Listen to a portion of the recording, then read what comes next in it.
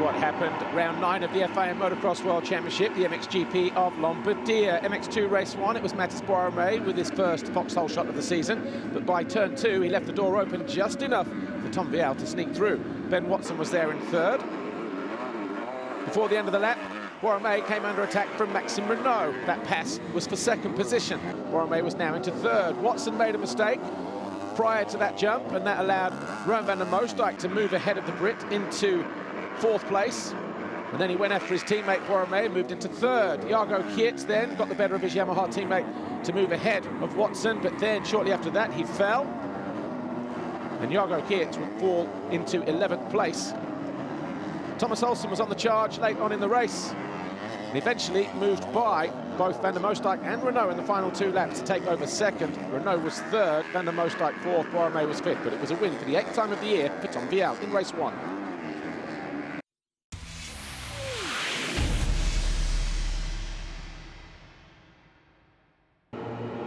MX2 race 2, this time it was Ben Watson with the foxhole shot, the second of the season for the Yamaha rider.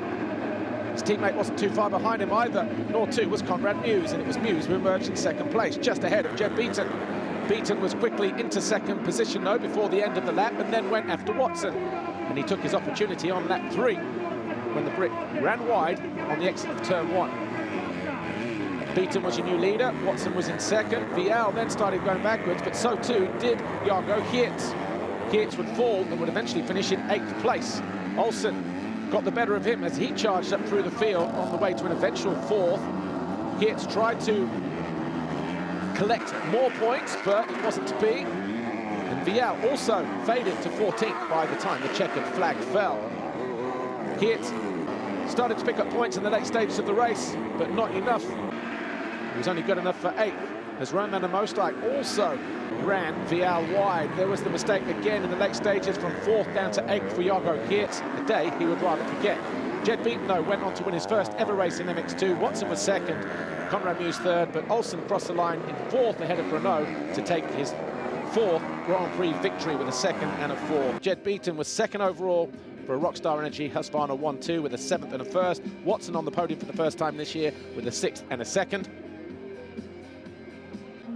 And Vial has extended his lead in the championship over Geerts to 30 points. Renault is third, Beaton 4th, Rowan van der Moosdijk rounds out the top 5. So your top 3 here in MX2 this weekend: Thomas Kjær Olsen, Jed Beaton and Ben Watson. Tom Vial continues to lead the championship as we head to round 10, which will be in just 2 days' time.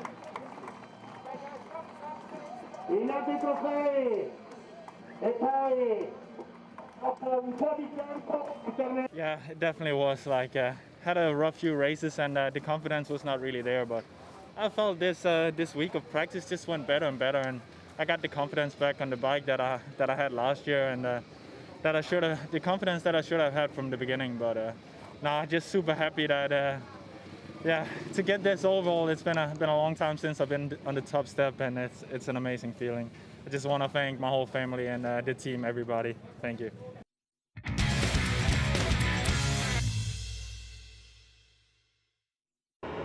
MXGP race 1, look over to the right-hand side of the screen. 2 riders collided, Gauthier Paulin and Ivan Monticelli.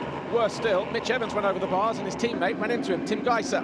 Both Hondas would have to fight through the pack. Jeremy Seewer, though, with his 2nd foxhole shot of the season, closely followed by Jorge Prado and briefly Brian Bogas, but Cairoli was soon through.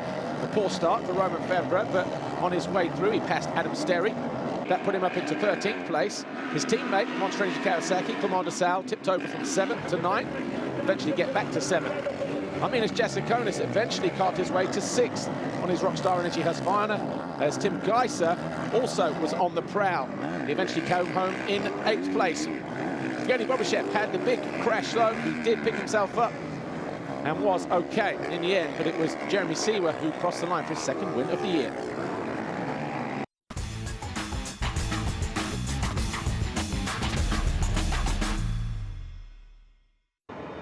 MXGP race 2, and it was Jorge Prado over the foxhole shot line for the 8th time this year. Romain Febvre right behind him as they went into turn 2. Tim Geiser wasn't too far behind either, eventually rounding out the opening lap in 3rd place. Tony Cairoli had a poor start. He was down in 19th place. Eventually get worse for him as Jeremy Seewer then fell from 5th, challenging his teammate, Gauthier Paulin, for 4th.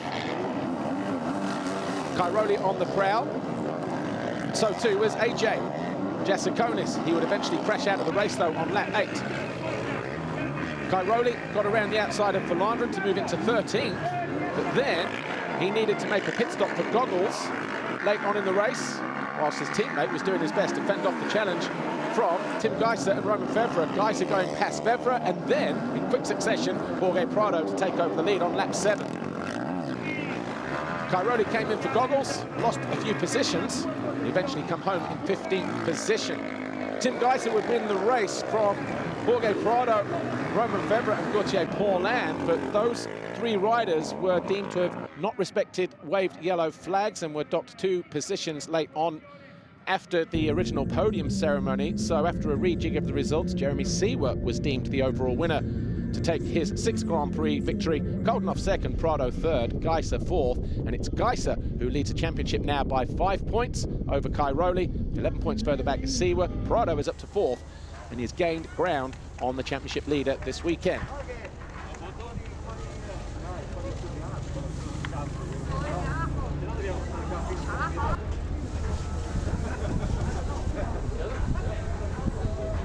Jeremy Seewer, I have to say congratulations. Perhaps not the way you would have wanted to get your first MXGP overall victory, but you have got it, and it is well deserved. Yes, I did. I mean, just such an incredible feeling, you know, to win an MXGP overall.